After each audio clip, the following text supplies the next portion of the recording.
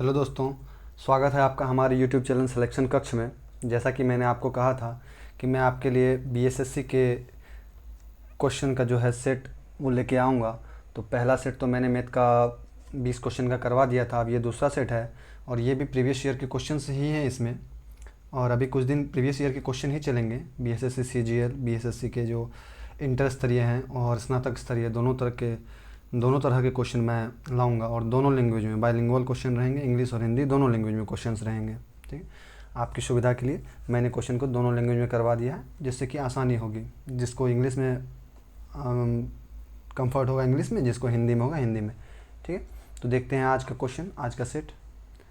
देखिए, पहला क्वेश्चन कह रहा है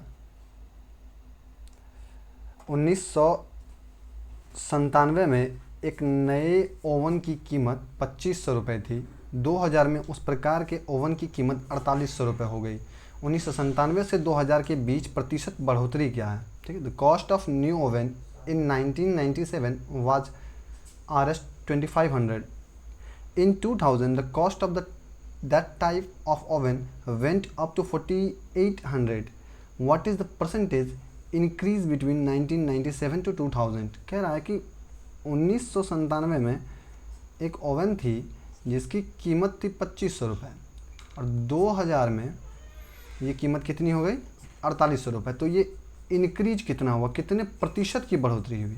तो पहले कितनी थी, अभी अगर कुल बढ़ोतरी दिखे तो कितनी की हुई हम देख लेते हैं। तो ये 4800 थी और बढ़ी ये पहले कितनी थी? 2500। तो अगर हम इसको माइनस कर दें तो कुल बढ़ोतरी कितनी हुई है?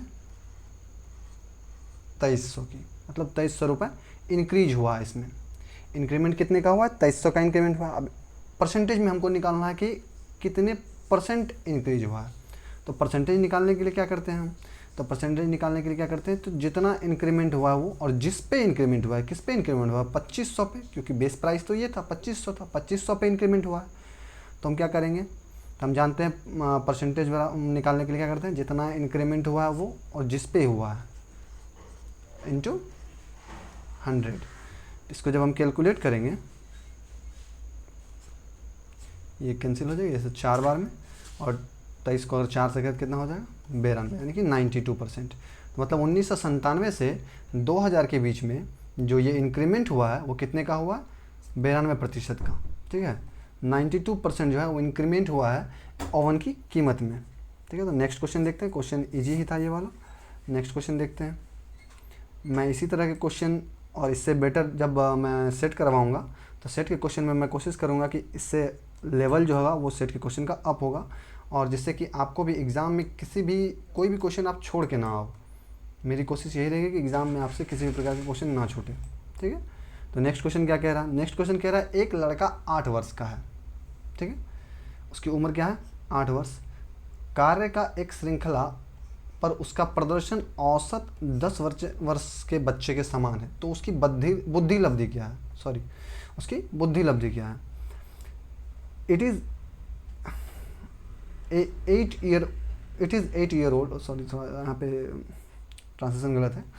His performance on a series of task is similar to that of an average of 10 year old child. It is a 8 year old child होता है यहाँ पे।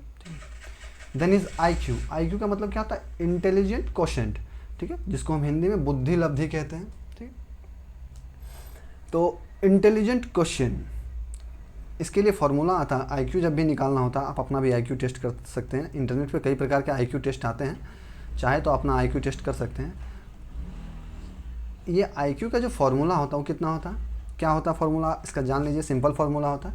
इसके लिए होता है क्या, एक होता है मेंटल एज और एक क्रोनोलॉजिकल एज। मतलब मेंटल एज क्या कहेंगे? मानसिक उम्र। क्रोनोलॉजिकल एज क्या कहेंगे? वो जो अभी वर्तमान की जो उसकी उम्र है, मतलब वास्तविक उम्र। In mental as by chronological age into 100। इससे क्या निकल सकता है? किसी भी व्यक्ति की, किसी भी इंसान की बुद्धि लब्धि निकाली जा सकती है। आप अपनी भी बुद्धि लब्धि से चेक कर सकते हैं। इंटेलिजेंट क्वोशेंट IQ आपका कितना है वो चेक कर सकते हैं। ठीक, सामान्य व्यक्ति का IQ 90 से 110 के बीच होता है। हर एक देश का अगर एवरेज निकाला जाए तो इतना ही आता है एवरेज में। ठीक, तो यहाँ इस बच्चे की अगर हम बुद्धि लब्धि की बात करें तो वो कितना हो जाएगा? Mental as by chronological age, तो मेंटल एज कितना है उसका, वो कह रहा है कि 10 वर्ष के बच्चे के समान कार्य करता है। इसका मतलब मेंटल एज उसका 10 वर्ष का है, लेकिन उसका क्रोनोलॉजिकल एज जो है वो मात्र 8 वर्ष का है, मतलब मानसिक उम्र अभी उसकी 10 वर्ष की है। ठीक है, तो मानसिक उम्र 10 वर्ष की है और उसका जो ये वास्तविक उम्र है वो कितनी है, 8 वर्ष की है। उसको क्या कर देंगे ना 100 से। तो ये अगर इसका कैलकुलेशन करेंगे कितना आ जाएगा,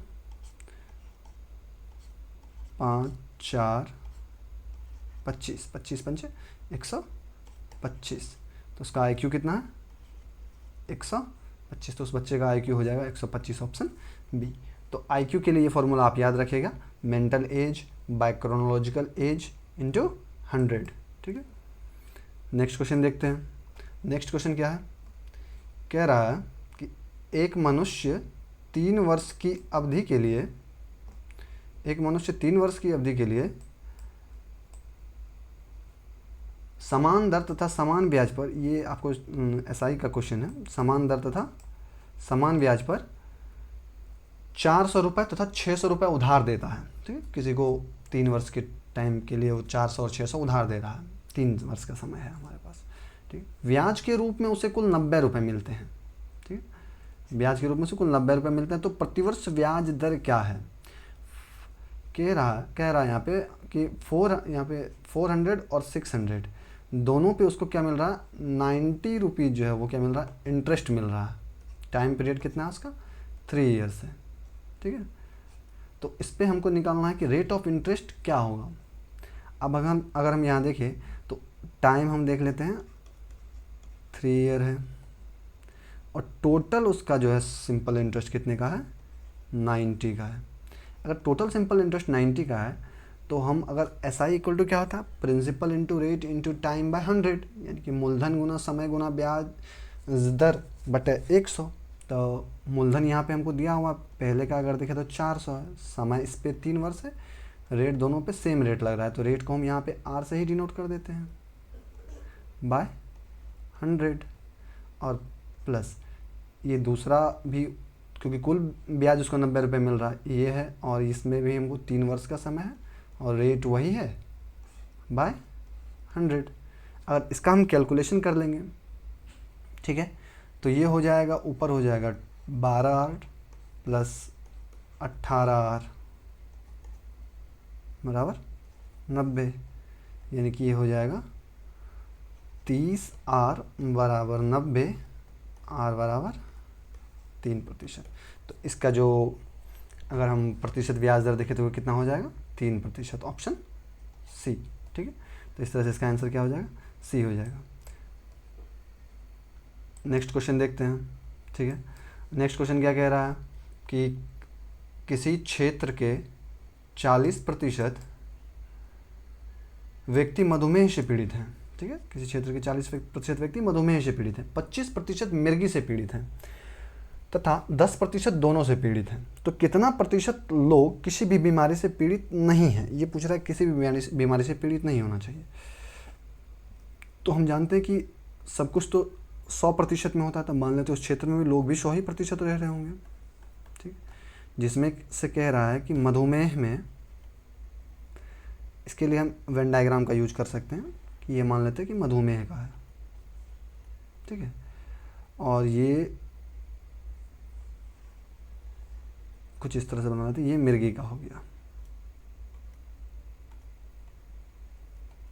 ठीक है, अब देखिए मधुमेह से 40% कह रहा, ये कितना प्रतिशत है, 40, और मिर्गी से कह रहा 25%, दोनों से कितना कह रहा है, 10%। तो अब देखते हैं, तो ये वाला हिस्सा कितना हो जाएगा, इस वाले हिस्से को देखो तो 40 में से ये वाला हिस्सा 10 चला जाएगा, तो बच जाएगा यहाँ पे 30%, और ये 25 में से ये वाला हिस्सा चला जाएगा, 25 में से 10 चल जाएगा, तो यहाँ क्या बच जाएगा, 15%। ठीक है, तो अगर हम देखें तो कुल कितने प्रतिशत आदमी पीड़ित हैं, अगर वो देखें तो यहाँ पे अगर हम पीड़ित का प्रतिशत देख लें तो पीड़ित का प्रतिशत कितना आ जाएगा, 30 + 10 + 15, 30 10 40 15, 55% लोग पीड़ित हैं। तो कितने प्रतिशत पीड़ित नहीं है ये पूछ रहा है। अगर पीड़ित हैं पूछ रहा होता तो 55% है, और कितने प्रतिशत पीड़ित नहीं है पूछ रहा है, तो वो प्रतिशत कितना होगा, 45%। 100 में से 55 को माइनस कर देंगे तो 45% लोग क्या होंगे, पीड़ित नहीं होंगे, किसी भी बीमारी से पीड़ित नहीं होंगे। ठीक है, नेक्स्ट क्वेश्चन देखते हैं। नेक्स्ट क्वेश्चन क्या कह रहा है, कह रहा है यदि दो श्रेणियाँ, यहाँ पे श्रेणी दी गई है दो, 3 + 10 + 17, यहाँ पे प्लस डैश डैश डैश होना चाहिए था। ठीक है, आगे भी श्रेणी बढ़ती रहेगी। ठीक है, पहली श्रेणी क्या है, पहली वाली अगर फर्स्ट श्रेणी देख लेते हैं वो क्या है, 3 + 10 + 17 आगे बढ़ती रहेगी। और सेकंड वाली की अगर बात करें वो क्या है, वो है 63 65 + 67 डैश डैश डैश। ठीक का एनवा टर्म जो है वो बराबर कह रहा है, यानी कि एन टर्म बराबर है कि एनवी टर्म जो है वो बराबर है, तो एन का मान क्या हो जाएगा, मतलब इनका जो एनवा टर्म है, कोई एक टर्म आएगा जहाँ पे ये दोनों संख्याएं जो होंगी बराबर हो जाएंगी, तो इसका एनवा टर्म क्या होगा ये पूछ रहा है। इफ़ द nth टर्म या फिर number of the two series 3 + 10 + 17 and 63 + 65 and 67 is equal, then the value of n is. तो इसके लिए हम सिंपल एपी अर्थमेटिक प्रोग्रेशन का हम इस्तेमाल कर सकते हैं। अगर पहले वाले के लिए देखें तो एपी में पहला क्या होता है, तो ये पहला पद जो होता है उसको हम ए कहते हैं, तो A1 से हम इसको डिनोट कर लेते हैं क्योंकि यहाँ पे हमको दो श्रेणियाँ दी हुई है, तो A1 यहाँ पे 3 है। डी क्या होता है, डिफरेंस होता है, तो D1 इसको लिख लेते हैं। डी क्या है, 10 में से दूसरा पद में से पहला पद को घटाते हैं, तो 10 में से 3 गया 7 हो जाएगा। अब अगर दूसरे वाले के लिए देखें तो A2 कितना हो जाएगा उस हिसाब से 63, और D2 कितना हो जाएगा 65 में से 63 जाएगा 2 बचेगा। ठीक है, ये कितना बचेगा 2 बचेगा। अब A1 A2 और D1 D2 मेरे पास पता है हमारे पास, तो इसके लिए हमको क्या निकालना है, हमको पता है कि इसका जो है एनवा पद यानी कि AN जो है वो बराबर है, एनवा पद को हम क्या कहते हैं AN कहते हैं, वो बराबर है। तो इस हिसाब से हम ऐसा लिख सकते हैं कि A1 इंटू जो कि हम जानते हैं कि AN बराबर क्या होता है A + n - 1 इंटू डी। तो A1 सॉरी यहाँ लिख सकते हैं हम कि A1 + n - 1 into D1 is equals to A2 + n - 2 into D2, ऐसा लिख सकते हैं हम। अब A1 यहाँ पे हमको दिया हुआ है 3 है, प्लस n हमको तो पता n ही निकालना है n - 1, D दिया हुआ है 7 बराबर A2 दिया हुआ है 63 + n - 2 और D2 कितना दिया हुआ है 2। अगर हम इसको देखें तो ये कितना हो जाएगा, ये हो जाएगा 3 + 7n - 7 बराबर 63 + 2n - 2, सॉरी यहाँ n - 1 होता, ठीक है 2n - 2। ठीक है, ये हो गया। अगर हम इसका कैलकुलेशन कर ले, एक तरफ सब डिजिट को ले आते हैं और एक तरफ n वाले को लिख लेते हैं, 7n - 2n हो जाएगा, और इधर क्या हो जाएगा 63 - 2 पहले से है, फिर यहाँ से +7 हो जाएगा, फिर -3 हो जाएगा। इसका अगर हम कर लेते ये 5n यानी 5n, और ये बच जाएगा कितना 63, 70 में से 5 घटा देंगे बच जाएगा 65, तो n का मान कितना आ जाएगा 13। तो यानी कि वो जो टर्म जिस पे AN जो होगा वो दोनों बराबर होंगे, वो टर्म कौन सा होगा 13वां टर्म होगा, यानी कि ऑप्शन बी हो जाएगा। क्वेश्चन ये कह रहा था कि जिस टर्म पे दोनों टर्म बराबर हो जाए, तो उस हिसाब से क्या हो जाएगा ऑप्शन बी। नेक्स्ट क्वेश्चन देखते हैं। नेक्स्ट क्वेश्चन क्या कह रहा है, नेक्स्ट क्वेश्चन कह रहा है कि निम्नलिखित 3 सूचनाओं पर विचार करें। सूचनाएं दी गई हैं कि गीता तथा सीता की आयु बराबर है। पहली सूचना यह है कि गीता तथा सीता की आयु बराबर है। दूसरी कह रहे हैं गीता तथा सीता की कुल आयु 88 वर्ष है। नहीं, गीता, रीना तथा सीता 3 व्यक्ति हैं जिसकी कुल आयु 88 वर्ष है। रीना की आयु गीता तथा सीता की आयु के योग के बराबर है, तो रीना की आयु क्या है। Consider the following 3 informations that the ages of Geeta and Sita are equal, the total age of Geeta, Reena and Sita is 88 years. Reena's age is equal to the sum of the ages of Geeta and Sita. Then what is the age of Reena? ठीक है, तो easy question है, देख लेते हैं हम। पहले मान लेते हैं कि यहाँ पे हमको दिया हुआ है गीता और सीता की आयु बराबर है, तो मान लेंगे कि गीता अगर यहाँ पे मान लेते हैं कि x है, गीता यहाँ सीता के बराबर है, तो अगर गीता x होगी तो सीता भी x होगी। ठीक है, गीता और सीता दोनों एक्स होगा। अब कह रहा है कि रीना की जो आयु है, और आप यहाँ देखें कह रहा है कि रीना की आयु गीता तथा सीता की आयु के योग के बराबर है। तो इन दोनों को जोड़ देंगे तो x और x कितना हो जाएगा, 2x हो जाएगा। रीना की आयु 2x हो जाएगी। अब सेकेंड स्टेटमेंट कहा था कि गीता, रीना तथा सीता की कुल आयु का योग जो है वो कितना है, 88 वर्ष है। तो x plus x plus 2x बराबर कितना दिया हुआ, 88 वर्ष दिया हुआ है। ये हो जाएगा 4x बराबर 88, x बराबर कितना हो जाएगा 22। पूछ किसकी आयु रहा है, रीना की। रीना का क्या है, 2x है, 2 गुना 22। तो रीना की आयु कितनी हो जाएगी, 2x 2 गुना 22 बराबर 44 वर्ष। तो यहाँ पे रीना की आयु क्या हो जाएगी, 44 वर्ष। Option D. इस तरह से इस क्वेश्चन को हम सॉल्व कर सकते हैं। ठीक है, नेक्स्ट क्वेश्चन आज के थोड़े अच्छे क्वेश्चंस हैं। ठीक है, तो नेक्स्ट क्वेश्चन में है कि ए तथा बी दो खिलाड़ी हैं। यदि वे 1 से 25 तक में से किसी एक संख्या को चुनते हैं, दोनों किसी एक संख्या को चुनते हैं, यदि वे दोनों एक ही संख्या को चुने तो वो जीत जाएंगे। 1 से 25 तक डिजिट्स हैं, उनमें से अगर वो दोनों एक ही संख्या को चुने तो वो जीत जाएंगे। तो एक बार में उनके जीतने की प्रायिकता कितनी है, एक ही बार में जीतना है। तो एक बार में उनके जीतने की प्रायिकता अगर हम देखें,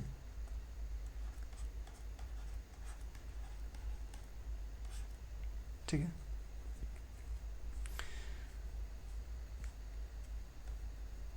न जीतने की प्रायिकता, कुछ कह रहा है, न जीतने की प्रायिकता कितनी। A and B are 2 players, they choose any one number from 1 to 25. If they both pick the same number they win. What is the probability that they do not win at once. यानी कि एक ही बार में चुनना है और नहीं जीतना, मतलब हार जाना है। तो एक बार चुनने का मौका मिलेगा, उसमें भी वो नहीं जीतने की प्रायिकता पूछ रहे हैं। तो जीतने की एक बार में प्रायिकता कितनी है, तो 25 नंबर्स हैं, तो 25 नंबर्स में से दोनों चुनेंगे, तो दोनों को एक ही नंबर चुनना है। तो जीतने की प्रायिकता कितनी हो जाएगी, 1/25। ये हो गई उनकी जीतने की प्रायिकता। ठीक है, अगर न जीतने की प्रायिकता पूछे, जो क्वेश्चन पूछ रहा है कि न जीतने की प्रायिकता कितनी है, तो न जीतने की प्रायिकता जो हो जाएगी वो कितनी हो जाएगी, तो 1 - 1/25। तो ये कितना हो जाएगा, 24/25। इस तरह से इसकी नहीं जीतने की प्रायिकता एक ही बार में, क्योंकि मौका एक ही बार मिलेगा, तो नहीं जीतने की प्रायिकता, नहीं जीतने के जो चांसेस हैं, प्रायिकता का मतलब होता है एक संभावना, तो ये जो संभावनाएं हैं वो कितनी हो जाएगी, 24/25। प्रायिकता का संदर्भ वो ये होता है कि संभावना कितनी है किसी भी कार्य के होने या नहीं होने की। तो यहाँ जो संभावना है वो कितनी है, 24/25 हो जाएगी। ऑप्शन डी उसका आंसर हो जाएगा। नेक्स्ट क्वेश्चन देखते हैं। नेक्स्ट क्वेश्चन है, किसी गांव की आबादी का 5/9 भाग पुरुष है। यदि 30% पुरुष हैं, विवाहित हैं, तो कुल आबादी में अविवाहित महिलाओं का प्रतिशत क्या है। 5/9 of the population of a village is male. If 30% of male are married, what is the percentage of unmarried females in the total population. ठीक, तो देखते हैं, इजी क्वेश्चन है। टोटल मान लेते हैं कि 5/9 भाग पुरुष है, तो कुल यहाँ पे हम मान लेते हैं 9 है, जिसमें से अगर पुरुष की बात कर लेंगे वो कितना है, 5 है, और स्त्री यानी कि महिला स्त्री की चीज़ें की बात करें वो कितना है, 4 है। 5 है तो 4 स्त्री हो जाएगी। ठीक है, तो कह रहा है कि महिला अविवाहित महिलाओं का प्रतिशत क्या है। ठीक है, ये जो पुरुष है ये विवाहित पुरुष है, तो अविवाहित महिलाओं का प्रतिशत पूछ रहा है। अगर 9 में से 5 भाग जो हैं वो पुरुष हैं और वो भी विवाहित हैं। 9 यदि किसी गांव की आबादी का 5/9 भाग पुरुष है, और सिर्फ 30% भाग विवाहित है। ठीक है, ध्यान देना है कि 30% भाग, तो 5 का अगर हम 30% भाग इसका हम निकाल लें तो कितना हो जाएगा, निकाल लेते हैं यहीं पे। 5 × 30/100 कर लेंगे। 5 का 30 भाग कितना हो जाएगा, कैंसिल हो गया 2, यानी कि ये 1.5 हो जाएगा। तो इतने भाग जो है ये क्या है, पुरुष विवाहित है। 5 भाग पुरुष है, 5 भाग में से 1.5 भाग विवाहित है। तो कितने भाग, तो जो विवाहित पुरुष होंगे विवाह किससे किया होगा, महिलाओं से विवाह किया होगा, तो उतनी ही महिलाएं भी विवाहित होंगी प्रश्न के हिसाब से। तो उतनी भी महिलाएं विवाहित होंगी, तो 4 में से 1.5 घटा देंगे तो कितना बच जाएगा 2.5, यानी कि 2.5 जो है ये महिलाएं जो है अविवाहित हैं। ठीक है, अब 2.5 जो है प्रतिशत निकालना हमको परसेंटेज में, तो वो 9 का कितना प्रतिशत होगा, यानी कुल तो आबादी 9 है, तो इस 9 का ये 2.5 कितना प्रतिशत होगा वो निकालना है। तो 2.5 बटा 9 गुना 100 कर लेंगे, तो इसका जो कैलकुलेशन आएगा वही इसका आंसर हो जाएगा। ठीक है, इसको अगर कैलकुलेट कर लेंगे तो इसका आंसर क्या हो जाएगा 27, इसका ऑप्शन बी हो जाएगा 27.77। ठीक है,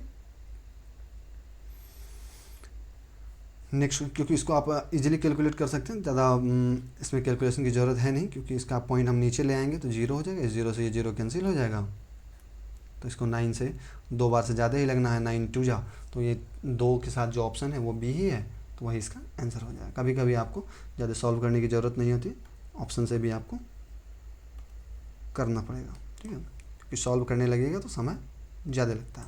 नेक्स्ट क्वेश्चन कह रहा है कि दो संख्याओं के बीच अंतर जो है वो 1365 है, और जब बड़ी संख्या को छोटी संख्या से विभाजित किया जाता है तो भागफल 6 आता है तथा शेषफल 15 बचता है, तो छोटी संख्या क्या है। ठीक, ये दो संख्याओं का अंतर दिया हुआ, मान लेते हैं कि दोनों संख्याएं क्या हैं, x तथा y है, तो दोनों संख्याओं का जो अंतर हो जाएगा वो x माइनस वाई बराबर क्या दिया हुआ 1365। पहला इक्वेशन इसको मान लेंगे हम। ठीक है, दूसरा कह रहा है कि जब बड़ी संख्या को छोटी से विभाजित किया जाता है, मान लेते हैं x बड़ी है और y छोटी संख्या है, तो जब x को y से विभाजित करेंगे तो भागफल 6 आता है और शेषफल 15 आता है। तो हम जानते हैं कि x यहाँ पे क्या है भाजक के रूप में, और विभाजित किससे किया जाता है y से, तो भाजक बराबर क्या होता है भाज्य गुना भागफल जोड़ शेष, तो भाज्य क्या है फिर y है, और भागफल क्या है यहाँ पे 6 है, और शेषफल कितना 15। तो इस तरह से क्या हो जाएगा x बराबर 6y प्लस 15। ठीक है, तो इस इक्वेशन में इसको पुट कर सकते हैं, पहले वाले में x की जगह पर क्या लिख सकते हैं 6y प्लस 15 और माइनस y बराबर कितना हो जाएगा 1365। तो 6y में से y गया 5y, यहाँ हो जाएगा 1350, तो y का वैल्यू कितना आ जाएगा 5 से 2 बार में 10, 270। ठीक है, y की वैल्यू आ गई, तो हमको क्या कौन सी संख्या पूछा, छोटी संख्या y ही थी, तो इसका आंसर क्या हो जाएगा 270। हमको x निकालने की ज़रूरत भी नहीं है। ठीक है, नेक्स्ट क्वेश्चन देखते हैं। नेक्स्ट क्वेश्चन क्या हो जाएगा, यहाँ दिया हुआ ये क्वेश्चन आपको रेशियो से है। ठीक है, तो ये क्वेश्चन देख लेते हैं।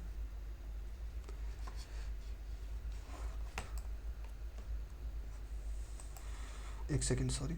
हाँ, नेक्स्ट क्वेश्चन है कि राम और रहीम की ऊंचाई का अनुपात 7:8 है। ठीक है, राम और रहीम की ऊंचाई का दिया हुआ है, ये दिया हुआ है राम और रहीम। ठीक है, ये कितना है, ये 7 है और ये 8 है। कह रहा है यदि रहीम की ऊंचाई 66 है, ठीक है, तो रहीम कितना 8 से 66 हो रहा है, तो वो जितना रेशियो नीचे वाला बढ़ा उतना ही रेशियो से ऊपर वाला भी बढ़ेगा। ठीक है, तो अगर 8 से ये 66 हुआ है तो देखना पड़ेगा कि 8 से ये 66 कितनी बार में हुआ है, तो उतने ही हिसाब से ऊपर वाला भी बढ़ेगा। ठीक है, तो 8 से अगर हम 66 को भाग दें तो कितना आ जाएगा, 8 से 8 बार में 64, ये आ जाएगा 8.25। तो इसी तरह से 7 को भी हम किससे गुना करेंगे 8.25, सॉरी, इसको भी हम 8.25 से गुना करेंगे, तो जो आंसर आएगा वही इसका आंसर हो जाएगा। और मल्टीप्लाई करें इसको तो कितना हो जाएगा, 7 से 5 बार में 35, बचेगा 3, 14 3 17, और 7 से 8 बार में 56 57.75। तो इसका सही आंसर क्या हो जाएगा, ऑप्शन ए। क्योंकि रेशियो में जिस हिसाब से एक डिजिट, रेशियो क्या होता है, किसी भी चीज़ को कंपेयर, किसी भी दो, जब हम यूनिट या फिर किसी भी चीज़ को, दो चीज़ों को कंपेयर करते हैं, चाहे वो कोई भी दो चीज़ें हों, लेकिन दोनों चीज़ों को कंपेयर जो करते हैं उनका यूनिट एक होना चाहिए। तो अगर सेंटीमीटर में कोई चीज़ है तो उसको सेंटीमीटर वाले से ही कंपेयर करेंगे। अगर सेंटीमीटर वाला है, जैसे मान लेते हैं कि किसी की लंबाई सेंटीमीटर में है, मान लेते हैं कंपेयर करना है कि राम की लंबाई और कि किसी और चीज़ के बारे में, ठीक है, तो ऐसे हम नहीं कर सकते कि जब लंबाई कंपेयर करना है तो लंबाई ही करेंगे, और सेंटीमीटर में करना है तो उसका यूनिट भी हमको सेंटीमीटर में ही चाहिए, मीटर में करना होगा तो मीटर में चाहिए। तो यूनिट को एक करना होता है, ना कि अलग अलग यूनिट। अलग अलग यूनिट के साथ हम रेशियो कंपेयर नहीं कर सकते। रेशियो एक कंपेरिजन की चीज़ होती है, तो रेशियो में हम कंपेयर करते हैं। नेक्स्ट क्वेश्चन देख लेते हैं। यहाँ पूछ रहा है कि प्रथम 25 सम संख्याओं का योग क्या होगा। ठीक है, प्रथम 25 सम संख्याओं का योग पूछ रहा है। अगर ऐसे देखेंगे प्रथम 25 सम संख्याओं का योग क्या होगा, तो सम संख्याएं की शुरुआत जो होती है वो किससे होती है, ये हो जाएगी 2 4 6 डैश डैश डैश आगे जाएगी। तो इसको हम एपी के बेस पे बना सकते हैं, अर्थमेटिक प्रोग्रेशन जो होता है उसके बेस पे बना सकते हैं। तो यहाँ पे ए हो जाएगा 2, यहाँ पे डी भी हो जाएगा 2। इसके लिए फॉर्मूला आता है योग के लिए, इसके एसएन कहते हैं उस योग को, संख्याओं का योग जब निकालना होता है तो एसएन से निकालते हैं। फॉर्मूला होता है n/2 into 2a plus n-1 into D. ठीक है, तो यहाँ पे n कितना है, 25 है, 25/2, क्योंकि 25 संख्या है, 25/2। 2 गुना a कितना है, वही 2 ही है, प्लस n-1 यानी कि 25 माइनस 1, और d का मान भी 2 ही है। ठीक है, ऐसे कैलकुलेट करें तो 25/2, और ये हो जाएगा 2 दूनी 4, फिर 25 में से जाएगा 24 गुना 2, ये 48 हो जाएगा। ठीक है, इसको करेंगे 25/2 गुना 52, ये 26 बार में। 26 गुना अगर 25 करेंगे कितना हो जाएगा, 650। ठीक है, तो इस तरह से इसका आंसर क्या हो जाएगा, ऑप्शन ए, प्रथम 25 सम संख्याओं का औसत कितना हो जाएगा, 650। नेक्स्ट क्वेश्चन देखते हैं। नेक्स्ट क्वेश्चन क्या है, क्वेश्चन एक परीक्षा में प्रत्येक अभ्यर्थी ने या तो भौतिकी या गणित या दोनों लिए। ठीक है, जो भौतिकी लिया है वो उसका प्रतिशत दिया हुआ 65.8% ने भौतिकी ली और 59.2% ने गणित ली। यदि कुल अभ्यर्थियों की संख्या 2000 दी हुई है तो कितनों ने गणित और भौतिकी दोनों ली, यानी कि दोनों सब्जेक्ट चूज किए हैं। In an examination every candidate took either physics और मैथमेटिक्स और both. 65.8% took physics, 59.2% took maths. If the total number of candidate is 2000, then how many took both maths and physics? तो इसके लिए हम देख सकते हैं, इसके लिए दो तरीके से हम इसको बना सकते हैं। एक आसान तरीका सिंपल देख लेते हैं कि अगर एक भौतिकी फिजिक्स वाला जो है वो कितना ले रहा है, 65.8 ले रहा है, और मैथ वाला कितना ले रहा है, वो 59.2 ले रहा है। तो अगर ये दोनों और टोटल कितने होंगे, 100% विद्यार्थी ही होंगे, टोटल 100% होंगे। तो ये दोनों का अगर हम ऐड करेंगे कितना आ जाएगा, 8 to 10, 5 9 14 115 और 6 5 11 112, यानी कि 125, 125 आ गया। अब ये तो 125 हो गया, यानी कि 100 से ज़्यादा। तो ये जो कॉमन वाले कितने होंगे, 25 होंगे। तो कॉमन जो होगा, जो दोनों चीज़ लेंगे, मैथ और फिजिक्स जो दोनों लेने वाले होंगे, वो कितने प्रतिशत होंगे बच्चे, 25% होंगे। तो हमको क्या निकालना है कि 2000 टोटल व्यक्ति है, उसमें से दोनों लेने वाले, तो दोनों लेने वाले 25% हो गए। तो सिंपल ही हम यहाँ 2000 का 25% निकाल लेंगे।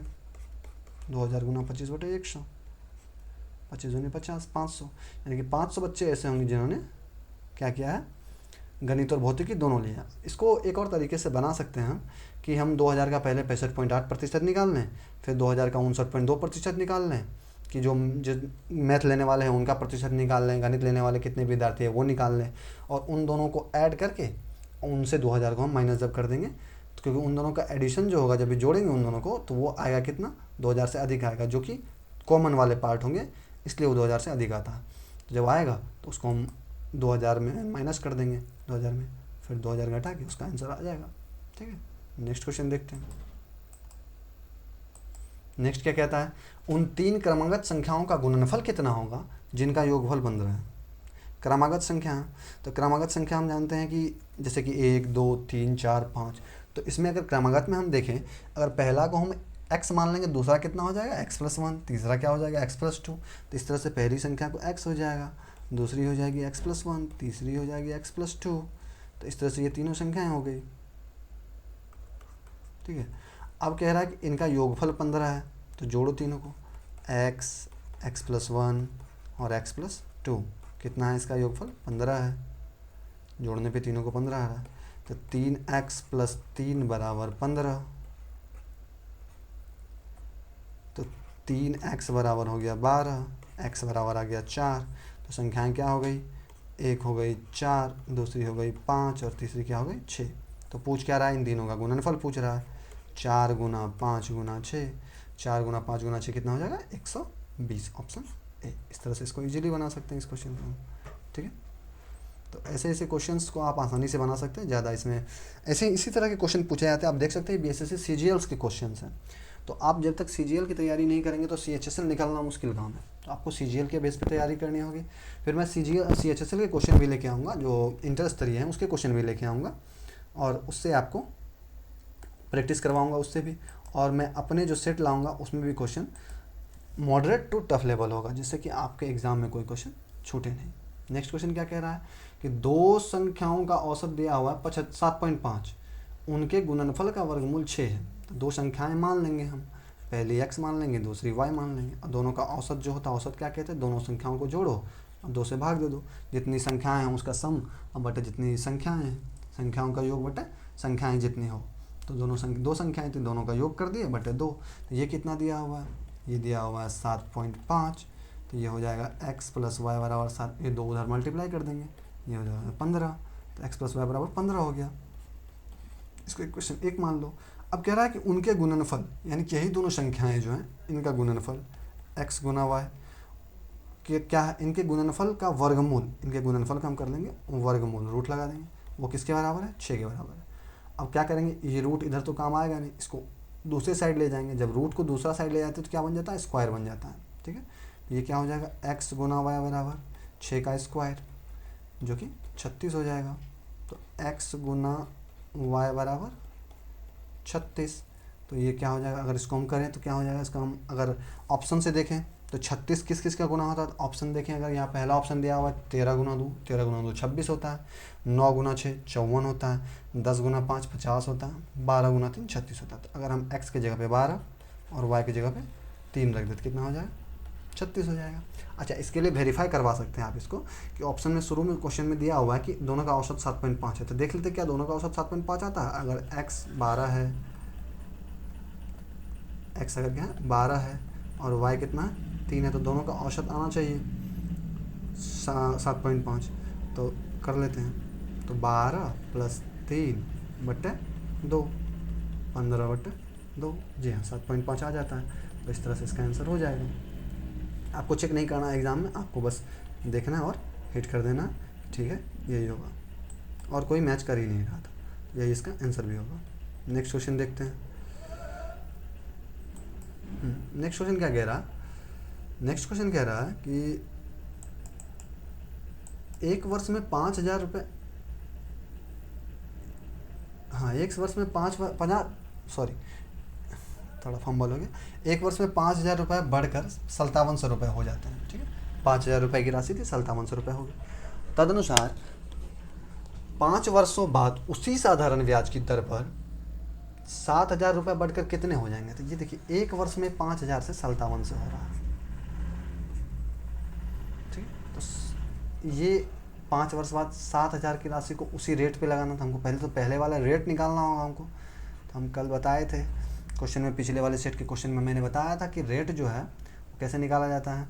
उसके निकालने के लिए हम करते हैं SI, यानी कि सिंपल इंटरेस्ट। कितना इसका ब्याज कितना हुआ, तो 5,000 से 5700 हुआ है, तो 700 बढ़ा है, तो मतलब 700 इसका ब्याज हो गया। SI गुना 100 बटे जो उसका मूलधन है, मूलधन क्या है 5,000, गुना समय जो है वो समय 1 वर्ष है। अगर इसको हम ले काटें अगर इसका, तो 3 जीरो, ये 2 जीरो से 2 जीरो कैंसिल हो गया, 1 से 1 हो गया। तो ये 5 से 14 बार में, तो इसका रेट क्या आ जाएगा 14%। अब रेट 14% है, उसी रेट पे 5 वर्ष के लिए 7,000 रुपये हमको लगाने हैं, ठीक। तो इस बार हमको निकालना है सिंपल इंटरेस्ट, SI निकालना है। तो ब्याज निकालने के लिए क्या करते हैं, मूलधन यहाँ 7,000 है, मूलधन गुना समय है 5 वर्ष, दर है 14% बटे 100, कैंसिल कर लेंगे और इसका आंसर क्या हो जाएगा 70 गुना 70, यानी कि 4900 रुपये,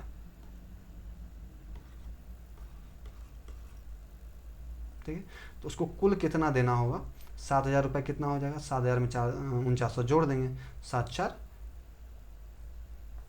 इसको इसमें 7,000 को जोड़ दीजिए, ठीक है। तो यह हो जाएगा 11,900, ठीक है। तो इसका आंसर क्या हो जाएगा, ऑप्शन बी। क्वेश्चन इजी था। नेक्स्ट क्वेश्चन देखते हैं। एक व्यापारी कह रहा है, एक व्यापारी अपनी चीज़ों का विक्रय मूल्य 10% बढ़ाकर और निर्धारित कर देता है, यानी कि जो भी विक्रय मूल्य था उसमें 10% की वृद्धि कर देता है और उसी बिक्री मूल्य पर 10% छूट दे देता है। उसकी बिक्री के लाभ या हानि का प्रतिशत क्या है? ठीक है, ए trader fixes the selling price of his goods by 10% and gives a discount of 10% on the same selling price. What is the percentage of profit और लॉस, यानी कि परसेंटेज ऑफ प्रॉफिट और लॉस पूछ रहा है, कितना परसेंट लॉस या कितना परसेंट प्रॉफिट हुआ। मान लेते हैं कि उस जो सामान था, जो भी चीज़ थी, उसका मूल्य जो था वो 100 रुपये था। ठीक है, जब व्यापारी ने खरीदा था, ठीक है, उसका मूल्य कितना था? 100 रुपये था। अब 100 रुपये इस पर वो 10% बढ़ा के देता है, तो 100 रुपये पे जब हम 10% इंक्रीज करेंगे तो 100 पे 10% इंक्रीज करेंगे कितना हो जाएगा? उसका वो सेलिंग प्राइस ये रखता है, यानी कि मार्क प्राइस, मार्क प्राइस, यानी कि अंकित मूल्य ये हो गया उसका। कितना हो गया? 100 पे 10% को वो बढ़ाता है। ठीक है, तो ये कितना हो जाएगा? 110 हो जाएगा। 100 का 10% 10 होता है, उसमें जोड़ देंगे 10 तो 110 हो जाएगा। ये उसका अंकित मूल्य हो गया। अब उस पर क्या करता है? वो 10% की छूट दे देता है। अब ये इस पे अंकित मूल्य पे 10% छूट देता है। अब इस पर अगर इस पर हम माइनस करेंगे 10% को, 10% को जब माइनस करेंगे तो 110 का हम 10% माइनस करेंगे, ना कि 100 का। तो 110 का 10% कितना हो जाएगा? 11 हो जाएगा। तो 110 में से 11 माइनस कर देंगे, कितना आ जाएगा? 99 आ जाएगा। अब देखिए उसने खरीदा कितने में था? कॉस्ट प्राइस उसका था 100, यानी कि क्रय मूल्य उसका 100 था, और अब सेलिंग प्राइस उसका कितना हो गया? 99 हो गया, यानी कि उसको 1 रुपये का लॉस हो रहा है। ठीक है, 1 रुपये का लॉस हो रहा है किस पे? 100 पे। तो इसका मतलब क्या हो गया? 1% की हानि हो जाएगी उसको। ठीक है, तो इस हिसाब से क्या आंसर क्या हो जाएगा? डी हो जाएगा। 100 मान के बनाना थोड़ा आसान होता है, इसलिए आप इसका उपयोग कर सकते हैं। नेक्स्ट क्वेश्चन क्या कह रहा है? ये प्रतिशत से ही संबंधित ये भी क्वेश्चन है।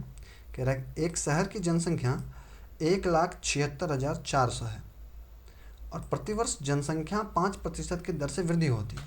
तदनुसार उस शहर की जनसंख्या 2 वर्ष के बाद कितनी होगी? ठीक है, तो आसान क्वेश्चन है। तो मान लीजिए कि शहर की जनसंख्या 1,76,400 थी, तो 100% होगी उस समय पे, और 100% से वो कह रहा है कि 5% हर वर्ष इंक्रीज कर रहा है। तो 100% यानी कि 105% हो गई अगले वर्ष, फिर अगले वर्ष 105% हो जाएगी।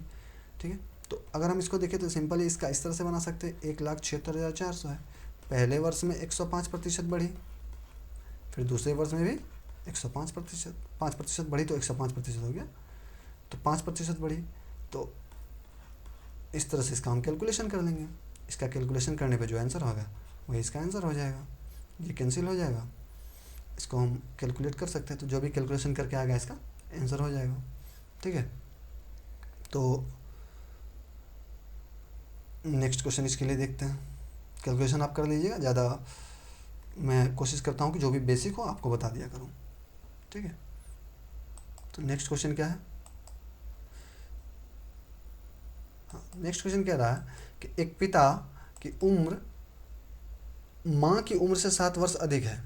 पिता की उम्र माँ की उम्र से 7 वर्ष अधिक है और माँ इस समय अपनी पुत्री की उम्र की 3 गुनी है। इस समय पुत्री की उम्र 10 वर्ष है। तदनुसार पुत्री के जन्म के समय पिता की उम्र कितनी थी? The age of a father is 7 years more than the age of the mother and the mother is at present 3 times the age of her daughter. तो presently the daughter is 10 years old. Accordingly, what was the age of father at that time of birth of the daughter? ठीक है, simple है question, देखते हैं। अब देखिए पिता की उम्र यहाँ कह रहा है कि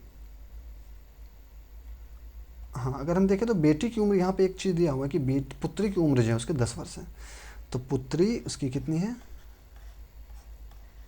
10 वर्ष है। ठीक है, अब कह रहा है इस समय माँ की उम्र जो है इस समय वो 3 गुनी है पुत्री की, तो माँ की उम्र कितनी हो जाएगी उस हिसाब से? तो 10 को हम 3 से गुना कर देंगे, 30 हो जाएगी। तो माँ अभी 30 वर्ष की है। अब कह रहा है कि एक पिता की उम्र जो है माँ की उम्र से 7 वर्ष अधिक है। अब पिता की उम्र इससे कितनी हो जाएगी, पिता की उम्र हो जाएगी 30 में से 7 जोड़ देंगे, 30 7 37 वर्ष। पिता की ये हो गई वर्तमान उम्र, हमें वर्तमान उम्र नहीं पूछ रहा, ठीक है। ये पूछ रहा है कि उस समय उम्र कितनी थी जब पुत्री का जन्म हुआ था। पुत्री का जन्म हुआ था 10 वर्ष पहले, तो इसमें से साधारण से अभी वर्तमान उम्र अगर 37 वर्ष है तो 10 वर्ष पहले 37 में से 10 माइनस कर देंगे, 27 वर्ष हो जाएगा। सिंपल है। इसका आंसर क्या हो जाएगा, ऑप्शन ए 27 वर्ष, ठीक है। नेक्स्ट क्वेश्चन देखते हैं। नेक्स्ट क्वेश्चन क्या है, ये आपको टाइम एंड वर्क पे क्वेश्चन है। तो लगभग कोशिश की है मैंने कि हर एक चैप्टर से क्वेश्चन हो आपके लिए, ठीक है। जिससे भी पूछा गया है उसी तरह वही, क्योंकि मैं प्रीवियस ईयर के क्वेश्चन ले रहा हूँ और अभी मैं अर्थमेटिक्स के क्वेश्चन इसमें अधिक आपको देखने को मिलेंगे।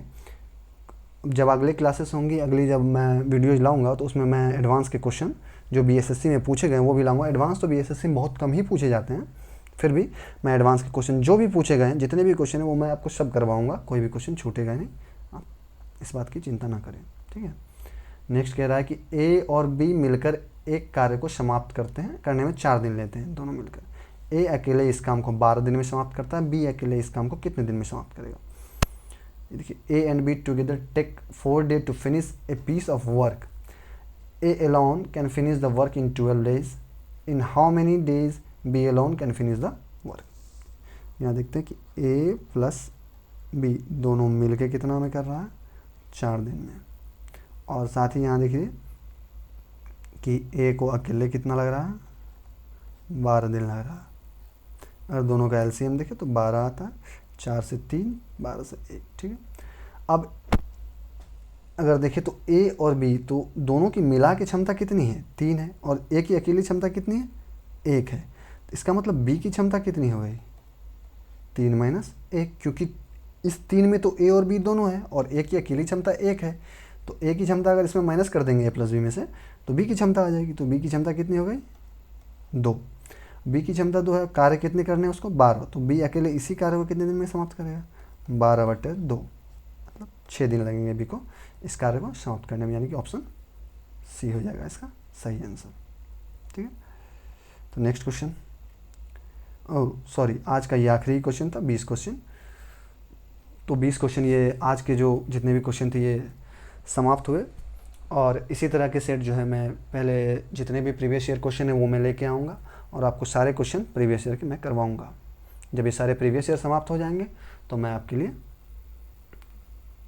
जो सेट है उसके क्वेश्चन लाऊंगा और आपको सारे सेट पे प्रैक्टिस करवाऊँगा, जिससे आपको बीएसएससी के एग्ज़ाम में जो भी ये जो लगभग 25 से क्वेश्चन पूछे जाते हैं मैथ से वो नहीं छूटे, ठीक है। हमारी जो टीम है वो आपके लिए और भी सब्जेक्ट्स के क्वेश्चन ला रही है, चाहे वो पॉलिटी हो, हिस्ट्री हो, इकोनॉमिक्स हो, ज्योग्राफी हो, धीरे धीरे करके हम उन सब के प्रीवियस ईयर और जो सेट के मॉक के जो क्वेश्चन होंगे वो मैं बेहतर तरीके से हमारी टीम आपके लिए ले आएगी और सभी क्वेश्चन का आपको सॉल्यूशन करवाएगी, रीजनिंग के भी, जो भी सब्जेक्ट है सभी सब्जेक्ट के, ठीक है। धन्यवाद।